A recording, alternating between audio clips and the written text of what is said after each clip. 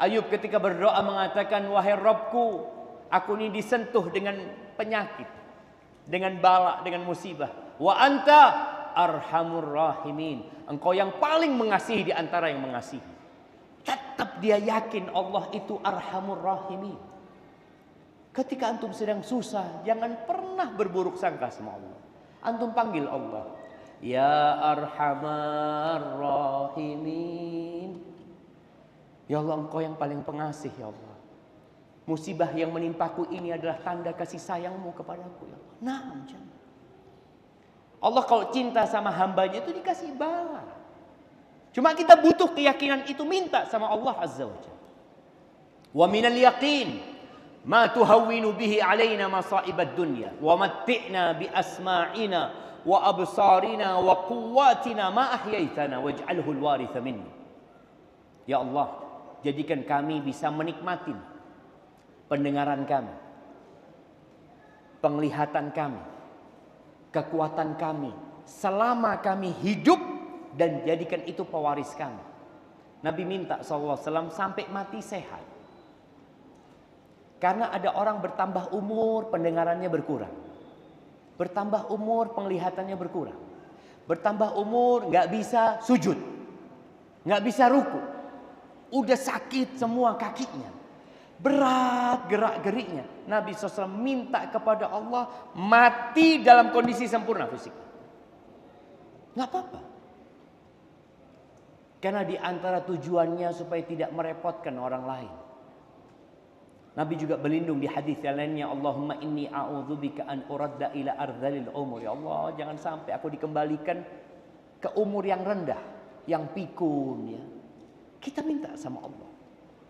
Waj'al tha'rana ala man zalamana wansurna ala man adana.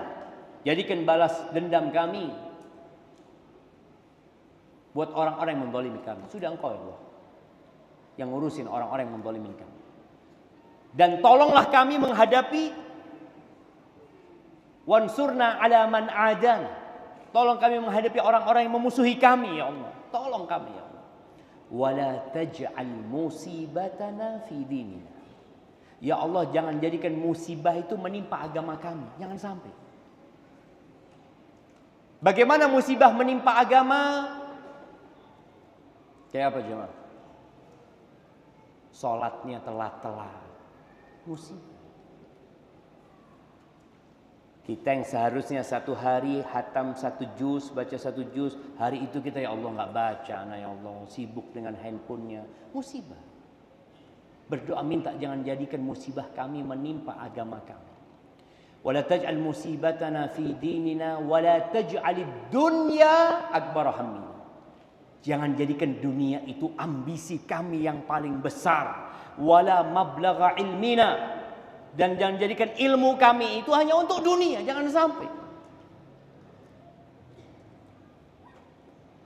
Wala taj'al musibatana fi dinina, wala taj'alid dunya akbara hammina, wala mablagha ilmina, wala tusallit alaina man la yarhamuna.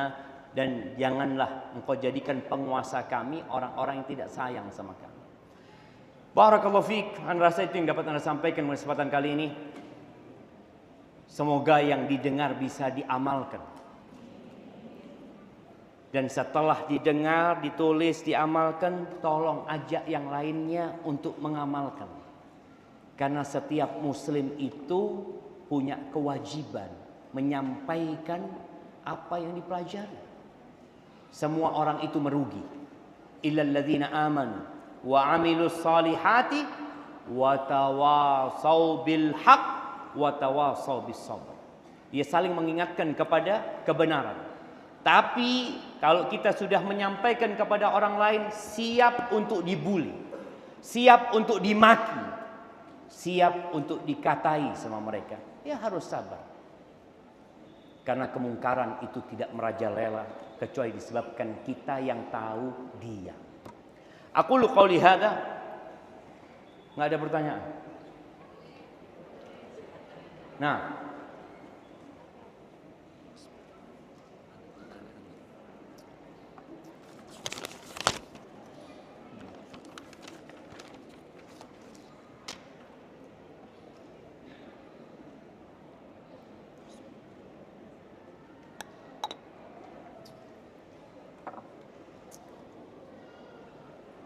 Iya, ini pertanyaan Ustadz, bagaimana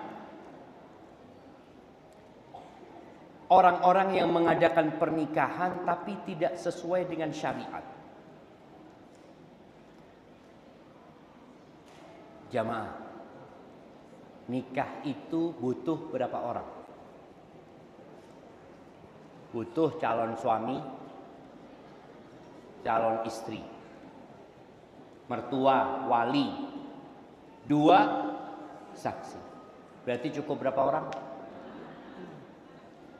6. Kita itu kadangkala yang mudah dibikin ruwet. Ana pernah ingat ada seorang kawan yang melamar seorang gadis, kemudian lamarannya dibalikkan karena katanya nggak cukup buat sewa sendoknya. Dia mengundang berapa orang? Nggak apa-apa kau ngundang 1.000 orang, 2.000 orang, tapi tolong jangan sampai walimahmu itu dibenci sama Allah. Kata Nabi SAW, syarrut ta'am ta'amul walimah. Seburuk-buruknya makanan adalah makanan walimah. Kapan dia jadi buruk? Yud'a ilaiha man ya'baha wa yumna'uha man ya'ti. Yang diundang itu yang kaya-kaya aja. Yang miskin gak diundang. Orang kaya ini gak butuh makan. Dia sudah bisa makan di rumahnya. Orang miskin ini yang seharusnya diundang. Sesekali dia makan enak. Maka kalau bicara orang-orang yang ingin berkah pernikahan anaknya, sebelum engkau menjalankan pernikahan, coba tanya. Fas'alu ahla dzikri in kuntum la ta'lamun. Tanya ke ustaz-ustaz yang ada di Surabaya. Datang ke Ustaz Mubarak. Ustaz, ana mau menikahkan, ana punya putri Ustaz. Ana kepingin pernikahan putri ana diberkahi sama Allah Azza wa Jalla. Ana ingin pernikahan dia sampai mati dan sampai ke surga Allah Azza wa Jalla. Tolong dikasih tahu. Jadi bukan mendahulukan kesenangan mau tapi lupa dengan mau Allah Azza wa Jalla. Mungkin seperti itu yang harus dilakukan. Tadi tambahin ternyata di sini, apalagi tidak mengukur kemampuan finansial sampai utang-utang. Biasanya kalau sudah sampai seperti itu nggak berkah. Karena termasuk berkahnya seorang wanita itu yang ya biayanya itu nggak banyak gitu. Kalau sampai utang-utang ke sana kemari hanya untuk berbangga-banggaan, untuk pamer, maka yang ada cinta dan kasih sayang cepat hilang dari rumah tangga. Ingat, kita mencari keberkahan di rumah tangga.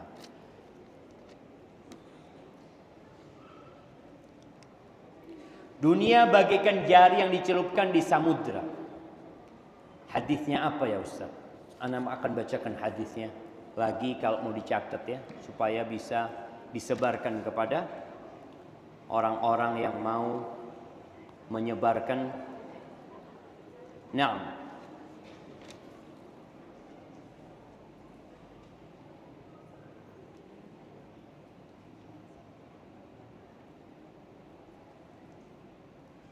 Ya, hadisnya diriwayatkan Imam Muslim.